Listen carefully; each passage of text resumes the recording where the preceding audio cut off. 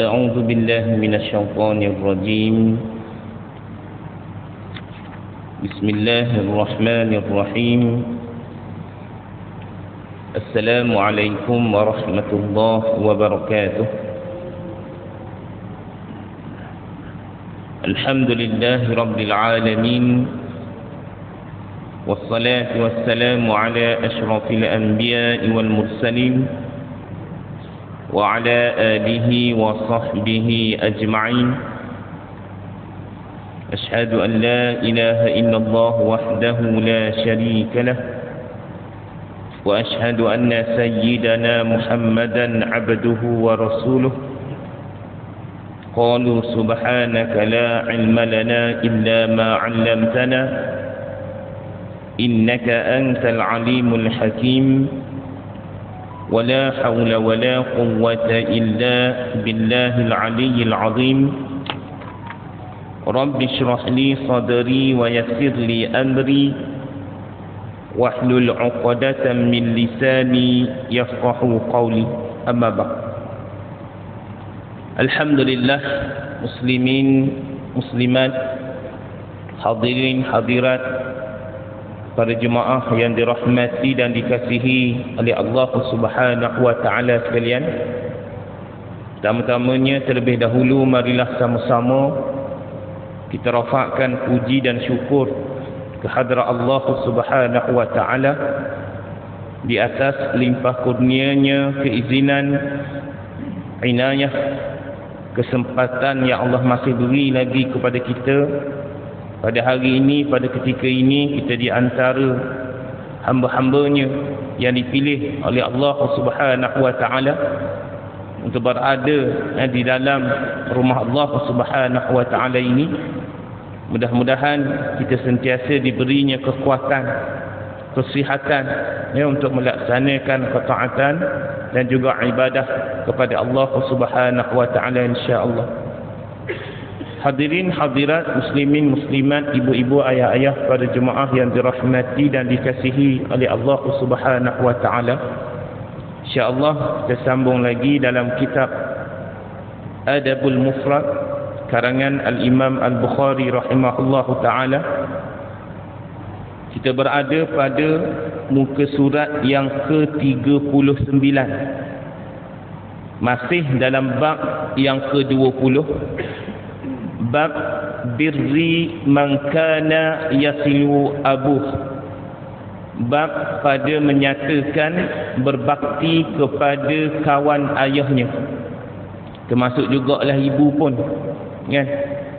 Ayah dan ibu yang telah meninggal dunia, tapi masih ada lagi peluang-peluang kepada ayah dan ibu itu ataupun kepada anaknya yang berada di atas muka bumi Allah Subhanahu wa taala untuk berbakti, untuk buat baik kepada mak ayah dengan cara yang macam mana telah kita bincangkan sebelum ni. Antaranya ialah yang pertamanya dengan memperbanyakkan doa kepada Allah Subhanahu wa taala supaya diberi pengampunan, kebaikan untuk mak ayah yang telah meninggal dunia. Itu satu, perbanyakkan doa. Dan yang kedua, termasuk dalam bab yang akan kita bincang pada malam ini, bila mana mak ayah telah meninggal dunia, masih ada peluang lagi untuk buat baik, untuk berbakti kepada mak ayah kita. Dengan cara yang macam mana? Dengan cara kita buat baik kepada kawan-kawan yang rapat, yang baik dengan mak ayah kita sewaktu mereka hidup di atas muka bumi Allah Subhanahu wa taala dulu. Ingat balik hadis yang lepas, kisah bagaimana Ibnu Umar dengan orang Arab Badui. Dan Ibnu Umar tu tahu yang mana Arab Badui ni rapat dengan Umar bin Khattab waktu hidup dulu. Walaupun Arab tu Arab Badui yang tak ada tamadun, yang boleh dikatakan orang yang biasa je lah, tak ada apa-apa pun, tetapi Ibnu Umar memuliakan, bawa Arab Badui itu naik himar ataupun keldai Lepas tu pula bagi selendang ataupun bagi serban yang dipakai pada waktu itu yang begitu Ibnu Umar kasih, yang begitu Ibnu Umar sayang. Barang yang dia sayang bagi pula kepada Arab Badui tadi. Sebab apa buat baik? Sebab Ibnu Umar menyatakan Arab Badui ni dulu, mereka ni, dia ni baik dengan Umar bin Khattab waktu Umar bin Khattab hidup di atas muka bumi Allah Subhanahu wa taala dulu. Ini antara kisah yang telah kita bincang. Dan pada hari ini para jemaah muslimin dan muslimat yang dirahmati dan dikasihi oleh Allah Subhanahu wa taala, kita masuk pada hadis yang ke-41 dalam kitab kita, muka surat 39. Hadis marfu', haddatsana Abdullah ibn Yazid qala haddatsana Haywah qala haddatsani Abu Uthman al-Walid ibn Abi al-Walid an Abdullah ibn Dinar an Ibni Umar radhiyallahu anhuma an Rasulillah sallallahu alaihi wasallam qala inna abarral bir an yasilar rajulu ahla wuddi abih. Abdullah bin Yazid mengkhabarkan kepada kami, dia berkata, Haywah mengkhabarkan kepada kami, ia berkata Abu Usman al-Walid bin Abil Walid mengkhabarkan kepadaku dari Abdullah bin Dinar daripada Ibnu Umar radhiyallahu anhuma, daripada Nabi sallallahu alaihi wasallam, baginda Nabi sallallahu alaihi wasallam telah bersabda, inna abar, sesungguhnya sebaik-baik bakti. Tuan-tuan puan-puan muslimin muslimat pada jemaah yang dirahmati dan dikasihi oleh Allah Subhanahu wa taala, mana-mana kalimah dalam bahasa Arab bila mana dimulakan dengan huruf alif, contoh kan, Allahu Akbar, Allah Maha Besar, maknanya dimulakan dengan alif tu yang paling, yang tertinggi, tak ada hak lain lah kan. Ahsan, yang paling baik. Begitu juga dalam hadis ni kata Nabi sallallahu alaihi wasallam, inna abar, sesungguhnya sebaik-baik bakti. Dalam banyak-banyak amal bakti yang kita buat ke atas muka bumi Allah Ta'ala ni, sebaik-baik bakti albir dalam membuat bakti itu, an yasilar rajul ahla wuddi abih, ialah seseorang yang menyambung hubungan dengan orang yang pernah dikasihi oleh ayahnya. Ni Nabi bagi tahu dekat kita pula. Mak dah meninggal dunia, ayah dah meninggal dunia. Dulu kita bincang, bila mak ataupun kita dah meninggal dunia satu masa nanti, sebab apa kita kumpul sebaik-baik pahala ke atas dunia ni, dan sebab apa kita didik anak-anak kita supaya jadi anak yang soleh, anak yang solehah. Sebab nanti bila mana kita berada di alam barzakh, masih ada lagi amal bakti kan, masih ada lagi doa-doa daripada anak yang soleh yang akan memberi pahala kebaikan kepada kita walaupun kita berada di alam barzakh. Kita hidup ke atas dunia, kita tak ada limit dalam buat kebaikan. Nak buat kebaikan banyak mana pun tak akan ada limit kan. Bukan kita kata buat baik sampai satu tahap cukup, tak payah buat baik dah, tak ada. Tu hidup ke atas dunia tak ada limit. Dan bila mana kita berpindah ke alam barzakh, Allah Maha Kasih Maha Sayangnya kepada kita ni. Orang-orang yang didik anaknya menjadi anak yang soleh, yang didik anaknya menjadi anak yang solehah, dia berada di alam barzakh, masih ada lagi 3 perkara yang Nabi kata tu. Walaupun nyawa dah tak ada dah ni, tak boleh nak buat amalan dah, tapi duduk ke alam barzakh, Maha Kasih Sayang Allah Ta'ala kepada kita ni, ada lagi perkara-perkara yang boleh dihantarnya pahala kepada kita, dihantarnya kebajikan kepada kita, walaupun nyawa dah tak ada, walaupun dah tak ada peluang untuk buat kebaikan, ketaatan kepada Allah Subhanahu wa taala. Dan inilah juga yang menceritakan seseorang anak nak berbakti kepada mak ayah. Walaupun mak ayah telah meninggal dunia, maka hendaklah dia menjaga hubungan dengan orang yang pernah dikasihi oleh ayahnya. Dan inilah yang abar, kata Nabi SAW, sebaik-baik buat bakti, sebaik-baik buat kebaikan kepada mak ayah, yang mana mak ayah kita tu telah tidak ada di atas muka bumi Allah Subhanahu wa ta'ala. Hebat umat Nabi SAW ni tuan-tuan. Benda kecil je kita nampak, tapi sebenarnya bila mana kita jaga, kita perhatikan, kita teliti, perkara-perkara tersebut sedang memberi suatu kelebihan-kelebihan yang besar, kan? Memberi suatu kelebihan-kelebihan yang istimewa kepada kita, kan? Nampak gaya macam untunglah orang ada mak ayah, boleh berbakti kepada mak ayah dia. Walaupun begitu, Nabi masih beri peluang lagi kepada kita ni yang tak ada mak ayah, maka buatlah baik kepada mereka-mereka yang dulu, yang rapat, yang merupakan sahabat baik, kawan baik kepada ayah dan mak sewaktu mereka hidup dulu. Baik. Seterusnya kita masuk pada bab yang ke-21. Bab ni diceritakan secara khusus pula. Bab la taqta' man kana yasilu abak fayutfa'a nuruk. Di sebalik cerita buat baik kepada mak ayah tadi, bab 21 ni pula Imam Bukhari bawa hadis-hadis yang menceritakan orang-orang yang buat baik kepada kawan-kawan, kepada mak ayah dia ni, mereka akan mendapat cahaya. Bukan kata buat baik tu rapat dengan kawan mak ayah dia sahaja, tidak. Malah di sini pula membincangkan suatu fadilat yang besar. Allah Subhanahu wa ta'ala akan memberi cahaya. Cahaya ni hebat tuan-tuan.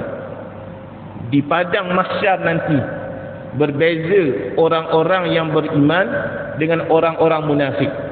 Dalam Al-Quran menyatakan bagaimana orang-orang munafik duk kejar orang beriman ni. Kerana apa? Orang beriman berjalan ni dia ada cahaya.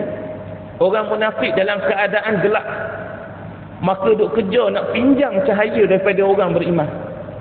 Maka apa kata orang beriman? Kembalilah kamu ke belakang dengan kemunafikan kamu dahulu. Maka diletakkan pembatas di antara orang yang beriman dan juga orang munafik. Maka inilah juga yang digambarkan, mereka-mereka yang jaga hubungan baik dengan kawan-kawan ayahnya itu, maka mereka dikurniakan cahaya oleh Allah Subhanahu wa ta'ala. Bab 21, bab pada menyatakan jangan engkau putuskan hubungan orang yang pernah mempunyai hubungan baik dengan ayahmu, jika tidak nescaya dipadamkan cahaya keimananmu. Dan dalam bab ni ada dua hadis. Hadis yang ke-42. Akhbarana Bishr ibn Muhammad qala akhbarana Abdullah qala akhbarana Abdullah ibn Lahith قال أخبرني سعد بن عبادة الزراقي أن أباه قال كنت جالسا في مسجد المدينة مع عمرو بن عثمان فمر بنا عبد الله بن سلام متكئا على ابن أخيه فنفذ عن المجلس ثم عطف عليه فرجع عليهم فقال ما شئت عمرو بن عثمان مرتين أو ثلاثة فوالذي بعث محمدا صلى الله عليه وسلم بالحق إنه لفي كتاب الله عز وجل مرتين لا تقطع من كان يصل أباك فيطفأ بذلك نورك. Daripada Sa'ad ibn Ubadah Az-Zuraki, bahawasanya bapanya telah berkata, aku pernah duduk di Masjid Madinah. Aku di sini ialah Sa'ad tadi itulah. Aku pernah duduk di Masjid Madinah bersama Amr bin Uthman. Amr bin Uthman ni anak kepada Uthman bin Affan. Ketika mana Sa'ad ni duduk dengan Amr bin Uthman, mana duduk dalam Masjid Madinah tu, mungkin duduk dalam halaqah, duduk dalam suatu majlis, mungkin mereka sedang berbicara, berbincang dan sebagainya. Jadi ketika mana Sa'ad dengan Amr bin Uthman duduk dalam majlis tu, lalu datang melintasi seorang iaitu Abdullah bin Salam. Abdullah bin Salam ni dulu adalah kawan kepada Uthman bin Affan. Ya. Abdullah bin Salam ni adalah orang yang berusia. Jadi Abdullah bin Salam ni datang dan duduk juga dalam majlis yang beradanya bersama itu Amru dan Sa'ad tadi. Dan Abdullah bin Salam ni dia datang, dia duduk bersandar pada anak saudara dia. Orang tua, orang berusia kan. Dia bawa anak saudara dia, mungkin dia pun duduk bersandar dengan anak saudara dia. Duduk dekatlah sekali dengan majlis Amru bin Uthman dan juga Sa'ad. Tiba-tiba Amru bin Uthman tadi, anak kepada Uthman bin Affan tadi, dia pergi meninggalkan majlis sebegitu. Kan, duduk dalam satu majlis, duduk dalam satu halaqah. Tiba-tiba Amru bin Uthman ni bangkit, bangun, berlalu, pergi begitu saja tanpa bagi tahu, kan, dekat Abdullah bin Salam ni, bagi tahu bahawa saya nak pergi minta izin nak keluar dulu. Tak bagi tahu, dia pergi lalu begitu saja. Kemudian tiba-tiba bila mana dia pergi, dia keluar tu, dia terasa pula dalam hati dia, tak kena aku ni tinggal macam tu je. Dahlah dalam majlis tadi ada orang yang lebih berusia daripada aku. Dahlah Abdullah bin Salam tu kawan pula, sahabat pula kepada ayah aku Uthman bin Affan dulu. Dia pun rasa tak sedap hati dan kembali kepada mereka balik. Dan pergi baliklah dekat majlis tadi. Lantas Abdullah bin Salam berkata, Abdullah bin Salam ni terus berkata kepada Amru bin Uthman, "Ma syi'ta Amra ibnu Uthman." Apa yang engkau inginkan wahai Amru bin Uthman? Kan? Dia cerita tu dengan nada yang agak tegas. Abdullah bin Salam ni tegur kepada Amru bin Uthman, apa yang kamu nak ni Amru bin Uthman? 2-3 kali. Kan? Dia cerita marratain aw salasah, diulang 2-3 kali. Demi Allah yang telah mengutuskan akan Muhammad, innahu la fi kitabillahi azza wa jal marratain. Dengan kebenaran sesungguhnya itu terdapat pada kitab Allah Subhanahu wa taala. Waktu ni juga Abdullah bin Salam ulang 2 kali. Innahu la fi kitabillahi azza wa jal, innahu la fi kitabillahi azza wa jal, la taqta man kana yasilu abak fayutfa'a bidzalika nuruk. Janganlah engkau memutuskan hubungan dengan orang yang pernah berhubungan dengan ayahmu, jika tidak nescaya memadamkan dengan yang demikian itu cahayamu, yakni cahaya keimanan daripada Allah Subhanahu wa taala. Ataupun senang hadis ni kita nak faham, Abdullah bin Salam ni nak bagi tahu dekat Amru bin Uthman, kamu nak buat apa buatlah. Kamu nak buat apa buatlah. Tapi jangan sengaja-ngaja kamu memutuskan hubungan sahabat kepada ayah kamu dulu. Kan? Mungkin dia kata, dulu ayah aku ada, aku buat baik dengan dia ni. Tapi ayah aku tak ada, aku dah tak hormat dia ni. Jangan sewenang-wenang buat sedemikian. Kerana apa? Kata Abdullah bin Salam, nescaya memadamkan dengan yang demikian itu cahaya keimanan daripada Allah Subhanahu wa taala. Satu perkara yang perlu kita faham di sini, tuan-tuan. Nabi SAW dan para sahabat, bila mana mereka buat teguran, mereka akan terus beri teguran dengan tegas. Dan orang yang menerima teguran itu berlapang dada dengar teguran. Kan? Kita akhir zaman ni masalah sikit. Kan? Nak tegur tu susah. Risau apa? Risau takut bila mana kita tegur, takut orang tu marah kita balik. Kubur lain-lain, kamu punya hal, aku punya hal lah. Orang zaman sekarang macam-macam. Sedangkan para sahabat, satu-satu perkara yang tak kena terus tegur. Terus saja tegur. Tak ada masalah pun, tak ada kerasa hati sebab benda yang nak diperbetulkan. Itu satu.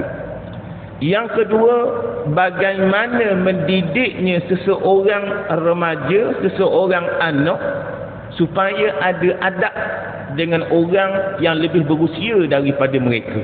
Dan perkara ni kalau kita tengok yang kita duduk pada zaman sekarang ni, banyak dah berlaku bagaimana orang-orang yang lebih muda hilang hormat, hilang penghormatan kepada orang-orang yang lebih usia. Banyak berlakulah dalam masyarakat. Dalam orang kata apa FB dan sebagainya, kalau nak komen ikut sedap komen dia, tak kira orang tu siapa. Dan na'udzubillah min zal. Inilah keadaan-keadaan yang perlu kita beri perhatian balik, perlu beri perbetulan balik. Bagaimana diajarkan adab oleh baginda Nabi SAW dan para sahabat dulu, begitu cantik. Diajarkan bagaimana pula dah orang tu berusia buat baik dengan mereka, dan orang tu pula ada kaitan sahabat baik dengan ayahnya dulu, maka dituntut kepada kita untuk buat baik kepada mereka. Dan yang dimaksudkan cahaya tadi, ulama menceritakan cahaya itu terbahagi kepada dua. Satunya cahaya ketika mana hidup di atas muka bumi Allah Subhanahu wa taala. Kenapa kata cahaya di atas muka bumi Allah Subhanahu wa taala? Orang yang hormat kepada orang yang lebih berusia daripadanya, ataupun orang yang buat baik kepada kawan, kepada mak ayahnya, pastinya mereka juga akan dihormati dan juga disebut-sebut. Orang kata budak ni bagus ni, budak ni juruh. Jumpa orang bagi salam, hormat, ni budak juruh. Maknanya ke atas dunia pun dia disebut-sebut, mendapat cahaya di atas muka bumi Allah Subhanahu wa taala. Dan yang kedua, cahaya di hari akhirat. Mereka juga ni orang-orang yang jaga perilaku-perilaku mereka, adab-adab mereka ini juga akan diberi cahaya keimanan daripada Allah Subhanahu wa taala di yaumul akhirat Allah Subhanahu wa taala. Baik. Seterusnya hadis yang ke-43. Hadis yang ke-43 bawah bab, ni bab baru dah. Maksud kepada bab al-wuddi yutawaraf. Masih lagi ada kaitan dengan ibu bapa. Cuma bab yang ke-22 ni adalah bab pada menyatakan kecintaan itu adalah perkara yang diwariskan. Kasih sayang, kecintaan termasuk dalam perkara yang boleh kita wariskan. Apa makna diwariskan tu? Baik, sama-sama kita tengok. Hadis yang ke-43 dalam bab yang ke-22, hadis marfu'.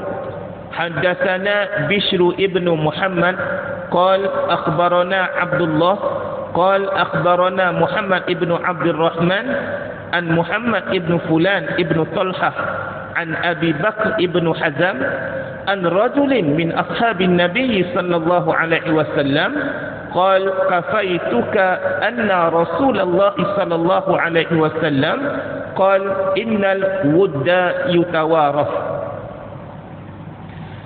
Bishr bin Muhammad mengkhabarkan kepada kami.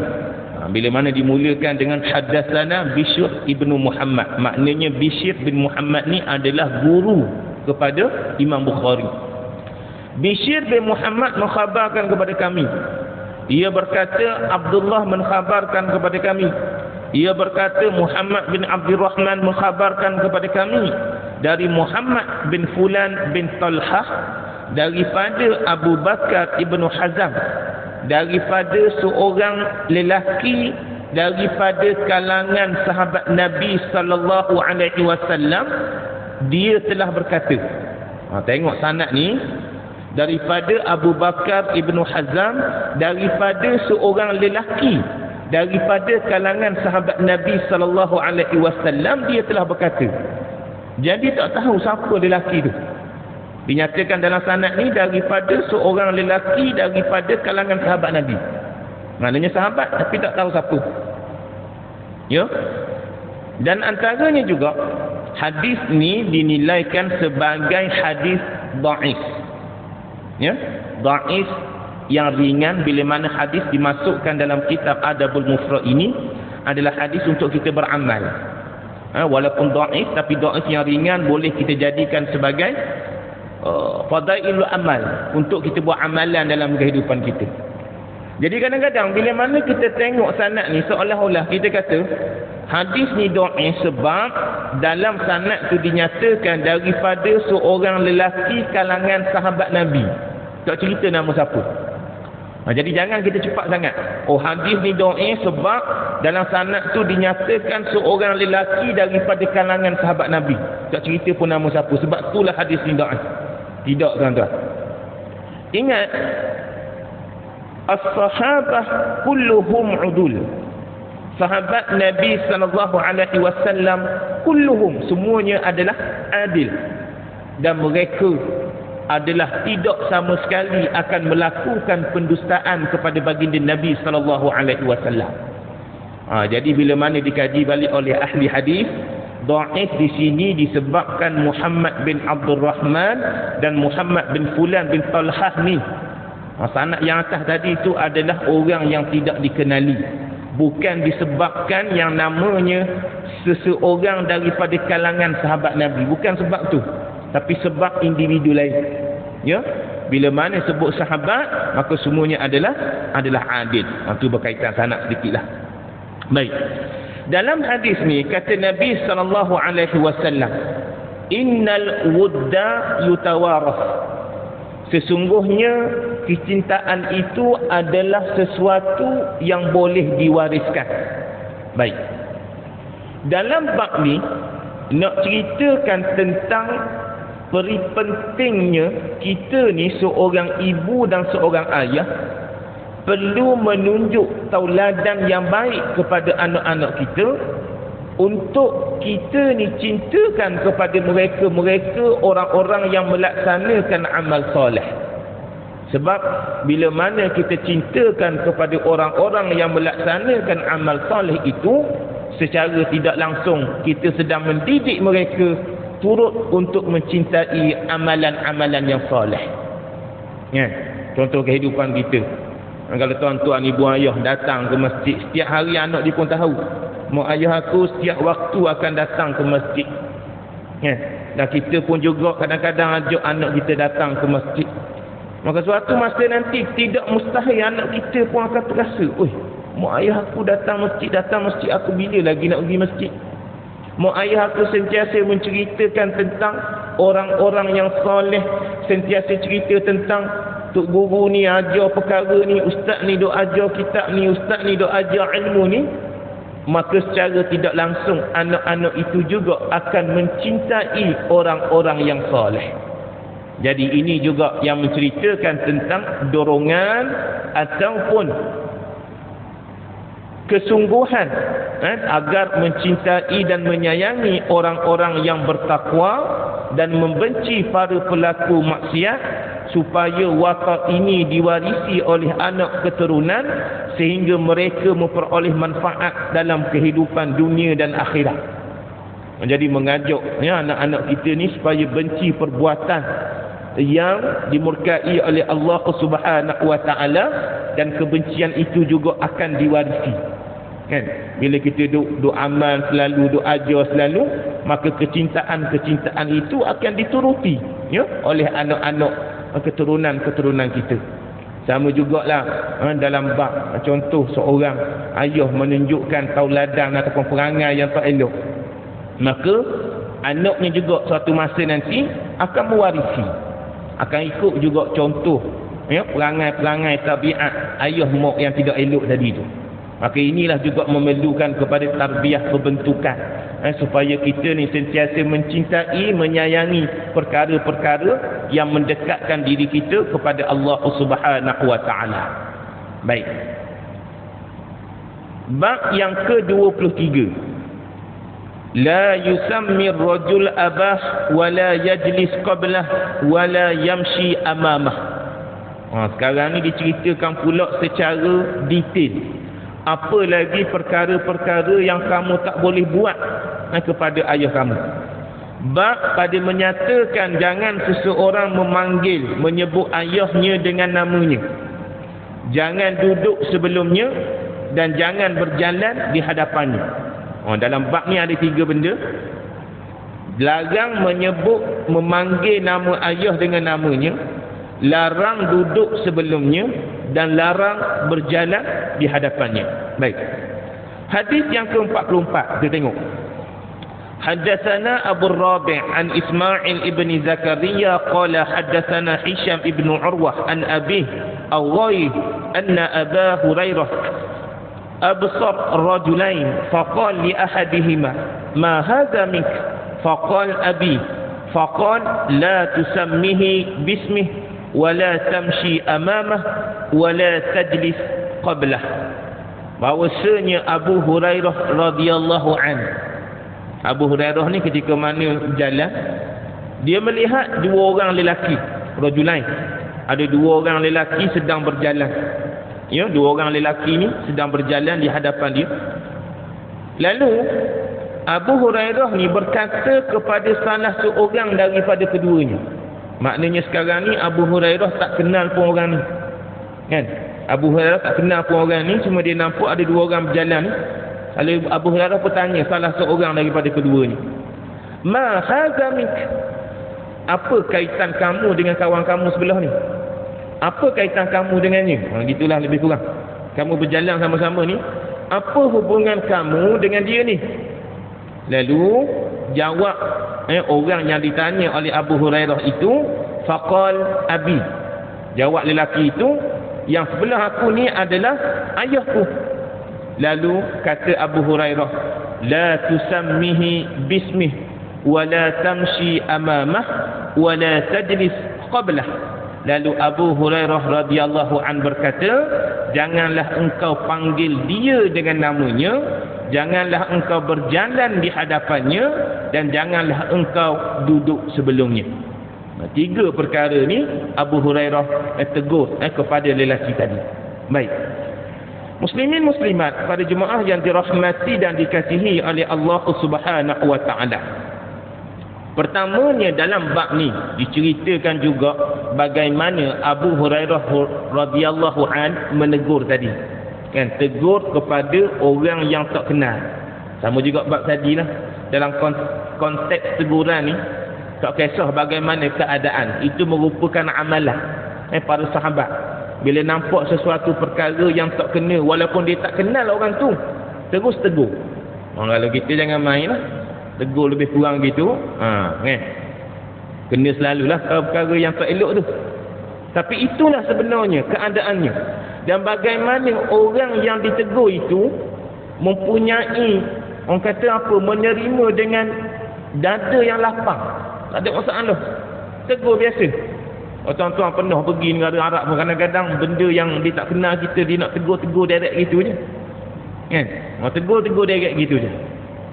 Saya pernah dulu pergi ke Mesir pakai baju Melayu hari, orang kata apa saja nak tunjuklah kita ni orang Malaysia, ada pakaian kebangsaan kita kan. Pakai baju Melayu, pakai samping dalam satu majlis. Berpakatlah 10 orang yang dihantar ada kursus hari tu. Bila kita pakai gitu, ada seorang tuan kedai tu, dia kata haram kamu memakai pakaian menyerupai wanita, dia kata. Kita terang kat dia balik pula, ni bukan pakaian wanita, ni pakaian kebangsaan kita kat Malaysia, urus kita begini. Barulah dia okey balik. Maknanya dia ikut dan dia nak tegur, dia tegur. Dan beginilah juga sebenarnya ada perkara-perkara yang kita nampak yang tak betul, terus saja tegur. Kadang-kadang dalam kehidupan kita, dalam konteks dakwah ni ada dua perkara. Amar ma'ruf, nahi munkar. Yang amar ma'ruf ni ajak buat baik ni kadang-kadang amat-amat senang untuk kita buat. Dan ramai masyarakat kita boleh buat. Ya. Cuma yang agak susah sikit nahi munkar. Kan?